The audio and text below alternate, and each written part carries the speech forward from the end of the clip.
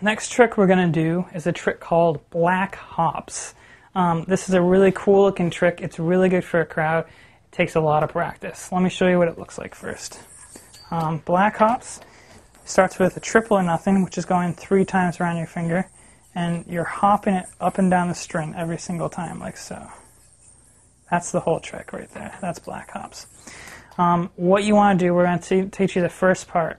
The first part starts with a triple or nothing, like so. So instead of a double or nothing, which is what we've been doing, you're actually going to go 1, 2, and 3 times around. You can do this trick actually as many times around as you want. For black hops, we're doing 3. So it starts with a triple or nothing, like so. And what you actually do is you pop the yo-yo up and land it onto this string. So watch me here. The yo-yo pops up and lands onto that string. Then you're going to pop it up and land it into a double or nothing. Then you're going to pop it up and land again on that top string. You pop it up into trapeze. That's the whole first part to black hops. It's hard, it takes a lot of practice, but it's not especially complicated, so it's a good one to just keep practicing, and eventually your brain will just get it. So one more time, from triple or nothing, you pop it up onto that string. You only want to hit on 1 string too. I started hitting on 2 strings.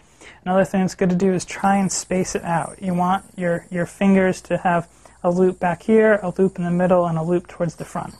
The more spaced out you have it, the more likely you'll be to hit it. You pop, pop, pop, pop. One more time. This is part 1 of black hops.